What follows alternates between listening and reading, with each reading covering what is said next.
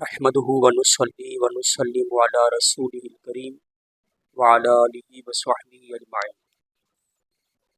السلام علیکم ورحمۃ اللہ وبرکاتہ۔ محترم ناظرین، آج آپ کو میں حکایت سناتا ہوں، بڑی پیاری حکایت ہے۔ حضرت ابو الحسن محمد بن اسماعیل خیر النساج رحمۃ اللہ تعالی علیہ، یہ طریقت کے اماموں میں ایک بڑے امام تھے، حضرت شبلی اور ابراہیم خواص رحمہم اللہ، انہی کے فیض یافتگان ہیں، اور حضرت جنید بغدادی سے انہوں نے فیض حاصل کیا ہے۔ حضرت سری سقطی رحمۃ اللہ تعالی علیہ ان کے یہ مرید تھے۔ حضرت ابو الحسن نوری کے ہم زمانہ ہیں، اور حضرت جنید بغدادی کے نزدیک آپ قابل احترام تھے۔ آپ کے بارے میں ایک یوں بات ملتی ہے کہ ایک مرتبہ مکہ مکرمہ حج کے ارادے سے جا رہے تھے،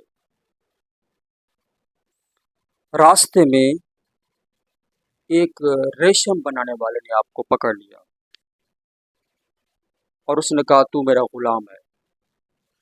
آپ نے قضاء و قدر کا فیصلہ سمجھتے ہوئے اس کے ساتھ رک گئے، اور اس نے آپ کو غلام سمجھ کر کئی سال آپ سے خدمت کی، آپ خدمت کرتے رہے۔ اس نے آپ کا نام خیر رکھ دیا تھا۔ آپ بہت بااخلاق نیک انسان تھے۔ وہ آپ کو پکارتا خیر، آپ کہتے لبیک۔ جب کام کرتے رہے، بالآخر اسے خود ہی شرم آ گئی کہ میں نے ایک آزاد آدمی کو غلام بنا کے رکھا ہے، اور وہ اتنی خوش اخلاقی کے ساتھ میری خدمت کیا جا رہا ہے۔ تو اس نے خود ہی آپ سے معذرت کی اور کہا مجھ سے غلطی ہو گئی، آپ چلے جائیں، آپ میرے غلام نہیں ہیں۔ اس کے بعد آپ وہاں سے جب اس نے چھوڑا تو پھر گھر کو نہیں گئے، کیونکہ حج کے ارادے سے تو آ رہے تھے، تو پھر سیدھا مکہ مکرمہ چلے گئے۔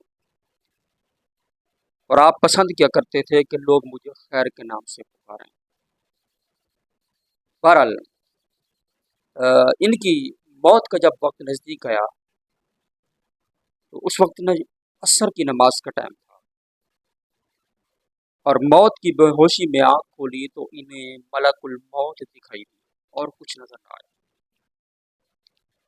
اور یہ جو میں حکایت بیان کر رہا ہوں، یہ حضرت داتا گنج بخش نے کشف المحجوب میں لکھی ہے۔ آپ نے ملک الموت سے کہا، اے ملک الموت، خدا تیرا بھلا کرے، ذرا ٹھہر جا، تو بھی فرما بردار بندہ ہے، میں بھی بندہ فرما بردار ہوں۔ تجھے جو حکم دیا گیا تو اس کو کرے گا، چھوڑے گا نہیں، یعنی تم روح قبض کرو گے، اور جو حکم مجھے دیا گیا ہے میں بھی اسے نہیں چھوڑ سکتا۔